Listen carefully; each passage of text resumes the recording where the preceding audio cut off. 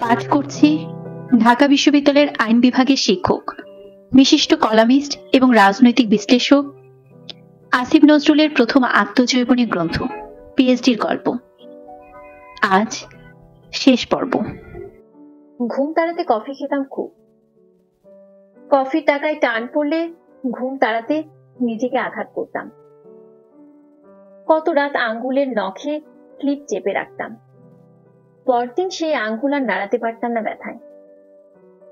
এসব পাগলামোর কারণ ছিল, সেটা বলি এখন। 99 জানুয়ারিতে ফিলিপ ঠিক করে মে মাসে আমার এক্সামিনেশন বোর্ড বসাবে। আমার কোনো চ্যাপ্টার ঠিক মতো না দেখে আমার পিএইচডি হওয়ার সম্ভাবনা নেই আকারে ইঙ্গিতে এমন ধারণা দিয়েও ফিলিপ এই এক্সামিনেশন বোর্ড বসানোর সিদ্ধান্ত নিয়েছিল আমার পীড়াপিড়িতে। আমার যুক্তি, পিএইচডি যখন হচ্ছে না তখন ঝুলে থাকার মানে নেই, মৃত্যুদণ্ডের বিচার তাড়াতাড়ি হোক। একসময় তাতে একমত হয় ফিলিপ। তাই মে মাসে পিএইচডি ডিফেন্স মানে পরীক্ষকদের সামনে বসা, তাদের সাথে ঘন্টার পর ঘন্টা আর্গু করে আমার থিসিস যে পিএইচডি পাওয়ার যোগ্য হয়েছে এটি প্রতিষ্ঠিত করা। মে মাসে ডিফেন্স মানে অন্তত এপ্রিল মাসে জমা দেয়া। পরীক্ষকদের থিসিস পড়ার জন্য কমপক্ষে 1 মাস তো সময় দিতে হয়। কাজে জানুয়ারিতে ফিলিপ জানিয়ে দেয় এপ্রিলে আমাকে পুরো থিসিস বাইন্ডিং করে জমা দিতে হবে। ফিলিপ কি একবার সেটা পড়ে দেখবে? তার ভাবভঙ্গি দেখে মনে হলো না। আমার ভেতর ইস্পাত কঠিন একটা মানুষ জেগে ওঠে এই সময়। ছোটবেলা থেকে মার খেয়ে খেয়ে একসময় জন্ম হয়েছে তার। এই মানুষটা খুব প্রিয় আমার। সে আমাকে বলে ট্রাই 100%, তারপর যা হওয়ার হবে। আমার যেন দুঃখ না থাকে যে সবটুকু দিয়ে চেষ্টা করিনি।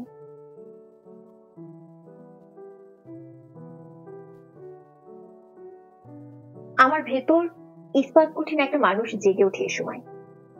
ছোটবেলা থেকে মার খেয়ে খেয়ে একসময় জন্ম হয়েছে তার। এই মানুষটা খুব প্রিয় আমার। সে আমাকে বলে ট্রাই 100%, তারপর যা হওয়ার হবে। তোমার যেন দুঃখ না থাকে যে সবটুকু দিয়ে চেষ্টা করুন। সেই চেষ্টা করেছি এপ্রিলের 18 তারিখ থিসিস জমা দেওয়ার আগ পর্যন্ত। আমি জানি না এটা কোনো বিশ্বাসযোগ্য তথ্য কিনা, তবু সত্যি যে শেষ 3টা মাস গড়ে প্রায় 20 ঘন্টা করে পড়েছি। একটা একটা লাইন, একটা একটা শব্দ ধরে ধরে নিজের থিসিস পড়তাম। 100% সন্তুষ্ট না হওয়া পর্যন্ত বারবার এডিট করতাম এক একটা চ্যাপ্টার। মাঝে মাঝে মন ভেঙে যেত, ভয়ও পেতাম। আমার ঘরের মেঝেতে 24 ঘন্টা পাতা থাকতো জায়নামাজ। কতবার যে সেজদায় গিয়ে নিঃসার পড়ে থাকতাম। আল্লাহ, ডোন্ট লিভ মি, রহমত করো প্রভু। এই 2 বাক্যই ছিল তার কাছে সকল প্রার্থনা আমার। আল্লাহ আমাকে রহমত করবে এমন পুণ্য অবশ্য জীবনে করিনি, আমার মা করেছেন। মায়ের কাছে তাই ফোন করে দোয়া করতে বলতাম, ফিলিপের কথা বলতাম।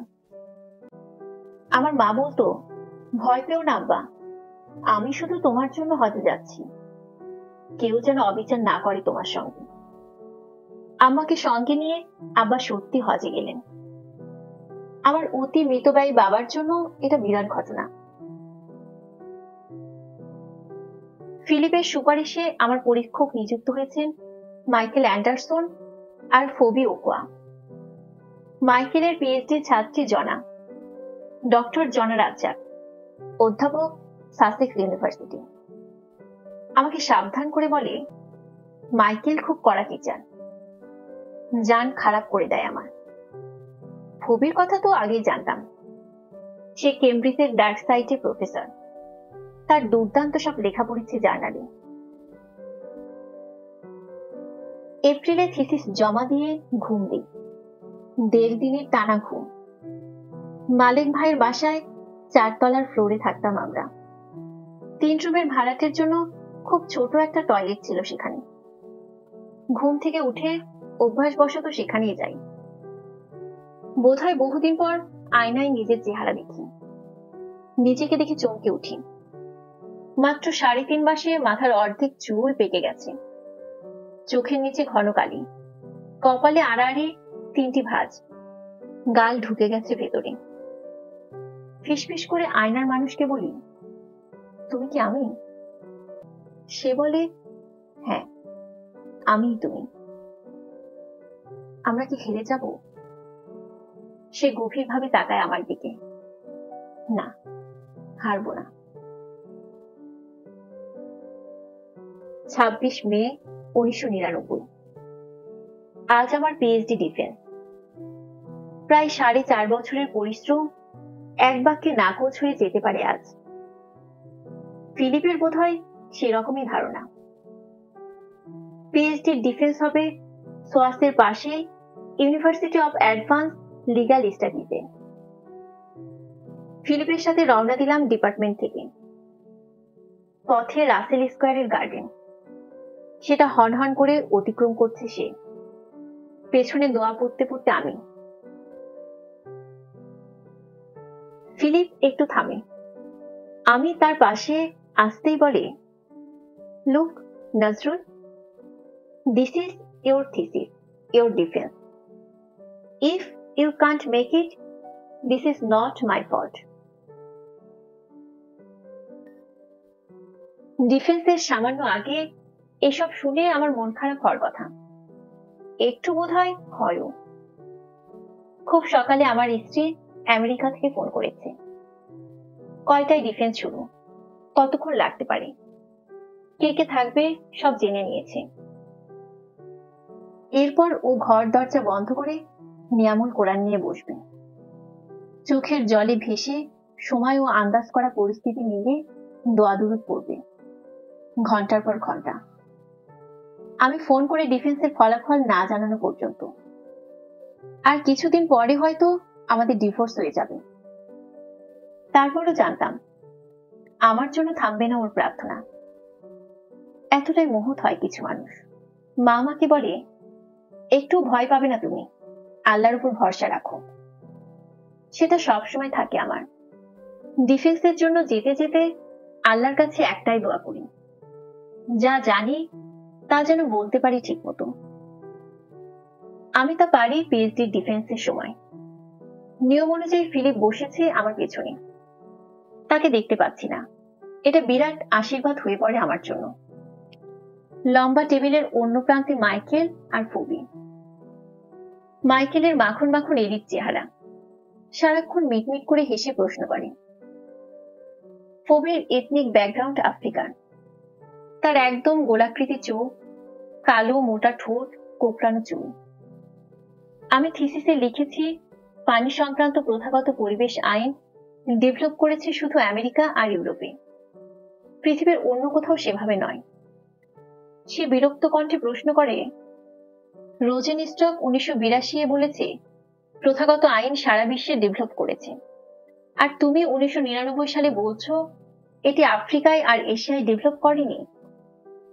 আমি নির্ভীক গলায় বলি, African Asian legal consultative committee এ বিষয়ে 12 বছর আলোচনা করে কোনো মতৈক্যে পৌঁছাতে পারেনি। এই কমিটির সদস্যরা বিভিন্ন সরকারের প্রতিনিধি। এশিয়া আর আফ্রিকার দেশগুলোর মতামত বেশি গুরুত্বপূর্ণ নাকি একজন রোজেনস্টকে? ফবির গোল চোখ স্থির হয়ে থাকে আমার উপর, উত্তর নেই তার কোনো। তার আমাকে প্রশ্ন করেছিল, 1996 সালের গঙ্গা নদী চুক্তিতে বলা আছে এটি ন্যায্যতার ভিত্তিতে করা। আমি তাহলে কেন বলছি এটা ন্যায্য নয়? তাদের বুঝিয়ে বলেছি গঙ্গা চুক্তিটি করা হয়েছে আসলে ভারতের পশ্চিমবঙ্গের ফারাক্কা ব্যারেজ প্রজেক্ট আর বাংলাদেশের পানির চাহিদা বিবেচনা করে। ভারত আরো উজানে তার উত্তরপ্রদেশ থেকে গঙ্গার পানি নিচ্ছে, বিহার থেকে নিচ্ছে, এমনকি পশ্চিমবঙ্গের উজান থেকেও নিচ্ছে। নেয়ার পর পশ্চিমবঙ্গ আর বাংলাদেশের সীমানার কাছে ফারাক্কা পয়েন্টে বাংলাদেশের সাথে শুধু অবশিষ্ট পানিটা ভাগ করে নিচ্ছে সমানভাবে। আমার পিএইচডি গবেষণায় বিষয়টি বহু দলিল দস্তাবেজ দিয়ে প্রমাণ করেছি। উত্তরপ্রদেশ আর বিহারের প্রকল্পগুলোর তথ্য দিয়েছি ভারতের পার্লামেন্ট, লোকসভা আর বহু নিরপেক্ষ সোর্স থেকে। এসব প্রকল্পের কারণে ফারাক্কায় প্রবাহিত অবশিষ্ট পানি উল্লেখযোগ্যভাবে হ্রাস পাবে, কমপক্ষে 40%। এই তথ্য পরিবেশন করেছি ভারত সরকারের দলিল থেকে। বিশদ ব্যাখ্যা করে এটি দেখিয়েছি যে গঙ্গা চুক্তিতে অবশিষ্ট পানি ভাগাভাগির এই ব্যবস্থা আন্তর্জাতিক আইন অনুসারে ন্যায্য নয়। বাংলাদেশের জন্য এটি বরং ক্ষতিকর। পিএইচডি ডিফেন্সে এসবই বলি এক নিঃশ্বাসে। তারা জানতে চাইলেন, উজান থেকে পানি প্রত্যাহার করার অধিকার কি ভারতের নেই? বললাম, অবশ্যই আছে। উজানে পানির প্রয়োজন ভারতেরও রয়েছে, পানি ব্যবহারের অধিকার তারও রয়েছে, কিন্তু সেটা করতে হবে নির্দিষ্ট মাত্রায়। বিভিন্ন প্রয়োজনে কতটুকু পানি ভারত গঙ্গার উজান থেকে প্রত্যাহার করলো বা আটকে রাখলো, সেই সম্পর্কে বাংলাদেশকে তথ্য দিতে হবে। গঙ্গা চুক্তিটা করতে হবে হলিস্টিক অ্যাপ্রোচ থেকে, ভারত আর বাংলাদেশের সমস্ত প্রকল্পকে একসাথে বিবেচনায় নিয়ে। মাইকেলের একটু ভারত প্রীতি আছে। সে বলে, ফারাক্কা প্রজেক্টের কারণে বাংলাদেশের ক্ষতির কথাটা এত ডিটেলস লিখেছ, ভারতেরটা সেভাবে লেখনি কেন? আমার উত্তর, ভারতের প্রজেক্টে ভারতের ক্ষতি হলে সেটা আন্তর্জাতিক আইনের বিষয় না। মাইকেল সম্মতির ভঙ্গিতে মাথা নাড়ে। আসলে 2 ঘন্টা 20 মিনিট পার হয়ে যায়, তাদের প্রশ্ন শেষ হয় না। একটাবার আটকাতে পারে না তারা আমাকে, একটা দোষ বের করতে পারে না আমার থিসিসে। একটা সময় থামে মাইকেল, আমাকে আর ফিলিপকে বাইরে যেতে বলে রুমে।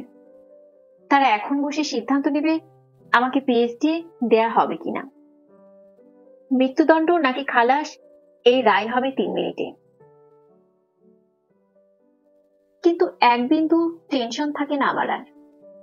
রুম থেকে বের হওয়ার সঙ্গে সঙ্গে জড়িয়ে ধরে ফিলিপ আমাকে। You have done extremely well, I am very proud of you. 4.5 বছরের অপমান আর অবহেলা এক মুহূর্তে ভুলে যায়। 2 চোখ চেপে জল নামে, গাল ভিজে যায়, বুকের উপর কাপড় ভিজে যায়। মুখ তুলে দেখি ফিলিপ হাসছে আমার দিকে তাকিয়ে। এমন সুন্দর আর মায়াময় হাসি কোনোদিন দেখিনি। একটু পর ডাক পড়ে রুমে। মাইকেল আর ফবি আমাকে অভিনন্দন জানায়। আন্দাজ করতে পারি এর মানে কি। পিএইচডি নিশ্চয় হয়ে গেছে আমার। হ্যাঁ, হয়েছে। কোনো কারেকশন নেই, আর একদিনেরও অপেক্ষা নেই। হয়ে গেছে আমার পিএইচডি। ফিলিপ আমাকে কি কি যেন বলে, পাবলিশ করতে হবে, লাঞ্চ খাওয়াবে সে, আর কি কি যেন। কোনো মতে তাদের থেকে ছুটে লাফিয়ে লাফিয়ে নামি। বহুদিন পর পুরো দস্তুর কোটটাই পড়েছি, কাঁধে ঝুলছে ব্যাগ। এই পোশাকের দৌড় দেই পেভমেন্ট ধরে। রাসেল স্কয়ারের কোনায় পেফোনের বুক। মাকে ফোন করি। রিং বাজা মাত্রই আকাশ বাতাস ফাটিয়ে চিৎকার করে উঠি, হয়ে গেছে আম্মা, হয়ে গেছে। আমার স্ত্রীকে জানাই। তখনও জায়নামাজে বসেছিল সে। ফোন রেখে আবার দৌড়াতে থাকি। গালফোর্ড স্ট্রিট, টটেনহ্যাম কোর্ট রোড পার হয়ে গুজ স্ট্রিটের মসজিদ। ভেতরে ঢুকে সেজদায় আছড়ে পড়ে আবার কান্না শুরু করি। দোয়া না, সূরা না, নামাজ না, শুধু কান্না। তিনি অন্তর্যামী। এই কান্নার মানে নিশ্চয়ই বুঝেছেন তিনি। একটু পর মুখ তুলে দেখি কেউ নেই আশেপাশে। শুধু একটু দূরে 2 জন মানুষ অবাক হয়ে দেখছে আমাকে। আফ্রিকান মানুষ। হাসি মুখে তাদের বলি, I have done my PhD. তারা বিড়বিড় করে কি যেন বলে। ভর দুপুরে এমন পাগল তারা সম্ভবত আগে দেখেনি। তাদের অভয় দেওয়ার জন্য হাসি। মনে হয় না কাজ হলো এতে। ছুট দেই গুজ প্যালেসের বাসার দিকে। কত মানুষকে জানাতে হবে এই সুসংবাদ। নিজের পিএইচডি হওয়ার পর রানা ভাই একবার এসেছিলেন লন্ডনে 1999 ফেব্রুয়ারি মাসে, আমার সবচেয়ে সংকটময় দিনগুলোতে। আমি কাজ করছি, তিনি বিছানায় শুয়ে আছেন চোখ বন্ধ করে। একটু আগে তিনি সাজেশন দিয়েছেন থিসিস জমা দেওয়ার আগে ফিলিপের সাথে একবার দেখা করতে। তাকে বলেছি দেখা করে কোনো লাভ হবে না এখন। আমাকে সাহায্য করার সময় বা ইচ্ছা কোনোটা হবে না তার। তাকে বরং অনুরোধ করেছিলাম পারলে আমার থিসিসের প্রথম আর শেষ চ্যাপ্টারটা পড়ে লিখতে। তিনি 2-3 মিনিট পুরো থিসিস উল্টে পাল্টে দেখা শেষ করলেন, তারপর বললেন হয়ে গেছে। তার এই হঠাৎ ঘোষণার মানে বুঝিনি। জিজ্ঞেস করেছিলাম কি হয়ে গেছে? তোর পিএইচডি। ভাত একটা টিপলেই বোঝা যায়। তার উপমা দেওয়ার ক্ষমতা খুব দুর্বল। তাকে বললাম ভাতের হাড়ি আর পিএইচডি থিসিস এক জিনিস না। তিনি এরপর কিছুক্ষণ চুপ ছিলেন, তারপর হঠাৎ বললেন, একটা কথা বলি, রাগ করিস না। বলেন। তোর যখন পিএইচডি হয়ে যাবে দেখবি মিস করবি এসব দিন। তাই? হ্যাঁ, আমি করি। আমাকে যদি আবার ফান্ড দেয় কেউ, খুশি হয়ে আরেকটা পিএইচডি করব। কি বলেন? এক সময় তুইও এটা বলবি। তাকে তখন বলিনি, রাগে আমার গা জ্বলে যায় তার কথা শুনে। আরেকটা পিএইচডি করব আমি? এখন এত বছর পর মনে হয় তার কথাই ঠিক। আমার এখন ইচ্ছে হয় পিএইচডি করতে আবার চলে যাই কোথাও। এই আওয়ামী লীগ, বিএনপি, হানাহানি, মানুষের তুচ্ছতা আর নোংরামি থেকে অনেক দূরে কোথাও। সেখানে ভিভি থাকুক, থাকুক মুকুল ভাই, নাইম, রানা ভাই, এমনকি ফিলিপও। আমার একটুও আপত্তি নেই তাতে। আব্রাহামের কথা দিয়ে শুরু করেছিলাম, তার কথা বলি আবার। আমার পিএইচডির মাসখানেক পরে পিএইচডি হয় ওরও, মোট 9 বছরে। আমেরিকা থেকে আব্রাহামকে কংগ্রেচুলেশন জানাই। সে খুব খুশি হয়। ফান করে বলি, তোমার এপিটাপে কি লেখা থাকবে জানো? আব্রাহাম বলে, কি লেখা থাকবে? লেখা থাকবে, হিয়ার লাইস আব্রাহাম টুহু, 9 years to do his PhD. Abraham একটু রাগ করে না, হাসে। ছোট ইয়ার, at least we did it. আমি ফোন রাখি। জানালার বাইরে উজ্জ্বল আলোর সকাল। আব্রাহামের কথা কানে বাজতে থাকে অনেকক্ষণ। আব্রাহামই ঠিক, at least we did it. তখন জানতাম ভিভির সেটাও হয়নি, অন্তত ততদিনে না। পরে তার পিএইচডি হয়েছে কিনা খোঁজ নেওয়ার সাহস হয়নি। এত বছর পর 2020 সালের করোনাকালে এই লেখা লিখতে লিখতে তার কথা বহুবার মনে পড়েছে। অবশেষে ইন্টারনেটে সাগর সার্চ করে তাকে আমি খুঁজে বের করেছি। তার নাম এখন ভিভি রুমিলিয়াদু। মিহাইলিসের সাথে তার বিয়ে হয়েছে। দুজনের সুখী সংসারে মেয়ে আছে একটা। ভিভি এখন বলকান অঞ্চলের নামকরা একজন পরিবেশবিদ। আমার ফেসবুক বন্ধু। ফেসবুকে বাংলায় লিখে আমি। ভিভি আন্দাজে লাইক দেয়। আমার বাচ্চাদের ছবি থাকলে লাভ সাইন দেয়। ভাগ্যবান আমি, সে আমার বন্ধু ছিল। বন্ধু হয়েছে আবার 21 বছর পর। পিএইচডি ডিফেন্স শেষ করার পর ফিলিপ একটা চিঠি দিয়েছিল। 1999 সালের 27 মে লেখা সেই চিঠিতে আমাকে উচ্ছ্বসিতভাবে প্রশংসা করেছিল। অনেক ভালো ভালো কথা লেখা ছিল সেখানে, কিন্তু কিছু শব্দ বুঝতে পারা যায় না। সে খুব দ্রুত লেখে, কোনো কোনো হরফ লেপ্টে পড়ে পাশেরটার উপর। সে আমাকে তেমন একটা সহযোগিতা করেনি বলে দুঃখ ছিল। এখন এই পরিণত বয়সে মনে হয় সাহায্য না করে ভালো করেছে। না হলে এতটা জেদ আসতো না আমার, এত কষ্ট করতে পারতাম না। আমাকে সহযোগিতা না করার কারণও ছিল। ফিলিপ ম্যানচেস্টার ইউনাইটেড ধরনের দলের ম্যানেজার। সে কিভাবে তৃতীয় বিভাগের ম্যাক্সফিল্ডকে প্রশিক্ষণ দেবে? তবে আমি যে তৃতীয় সারি থেকে উঠে এসে অবশেষে টিকে যেতে পারবো, সেটা সে হয়তো ভাবতে পারেনি। ফিলিপ সম্পর্কে একটা তথ্য এখানে দিয়ে রাখি। সে এখন আরো খ্যাতিমান, আরো ব্যস্ত। Lawless world, torture team, east West street নামে বেস্ট সেলার কিছু বইয়ের লেখক। বিশ্বব্যাপী লেখকদের সংগঠন পেন ইন্টারন্যাশনালের ফাউন্ডিং সেন্টারের প্রেসিডেন্ট সে 2018 সাল থেকে। আইনজীবী হিসেবে তার খ্যাতি আছে, সে সুনাম বাংলাদেশেও এসে পড়েছে। মিয়ানমারের সাথে বাংলাদেশের সমুদ্র সীমা নিয়ে মামলায় সে বাংলাদেশের হয়ে লড়েছে। রোহিঙ্গাদের গণহত্যা নিয়ে আন্তর্জাতিক আদালতে মামলায়ও সে অভিযোগকারীর পক্ষের একজন আইনজীবী। কিছু মানুষের খ্যাতি জীবনের শেষ দিন পর্যন্ত বাড়তে থাকে। ফিলিপ এমনই একজন। সে সোয়াসে সত্যি ব্যস্ত থাকতো নানা কাজে। আমি তখন তাকে ঠিকমতো বুঝতে পারিনি। কিছু শিক্ষক যেভাবে হাতে ধরিয়ে কাজ করায়, সে সেই ধরনের না। যেটুকু সময় সে দিত, প্রথম দিকে সেটা ঠিকমতো ব্যবহার করতে পারেনি বলে আমার প্রতি তার অবহেলা এসেছিল। দোষটা আমার। আমার পিএইচডি হয় সে সত্যি খুশি হয়েছিল। পিএইচডির পর সেটা সেলিব্রেট করার জন্য এক দুপুরে সে আমাকে নিয়ে গেল লাঞ্চ করাতে ব্রিটিশ মিউজিয়ামের কাছাকাছি একটা ছোট রেস্টুরেন্টে। সেখানে সুবেশী মানুষের ভিড়। ফিলিপ অর্ডার দেওয়ার আগে জিজ্ঞেস করলো পাস্তা তৈরি হতে কতক্ষণ লাগবে। বুঝলাম তার সময় কম। আমার কাছে মেনু এলো। ফিলিপ জিজ্ঞেস করলো কি খাবো। চোখ আটকে গিয়েছিল পরিস নামে আগে শোনা একটা শব্দে। বিদ্যুৎ গতিতে বললাম পরিস।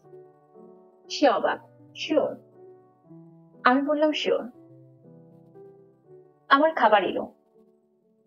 পরিস দুধে ভেজা বার্লি ধরনের একটা অকথ্য খাবার।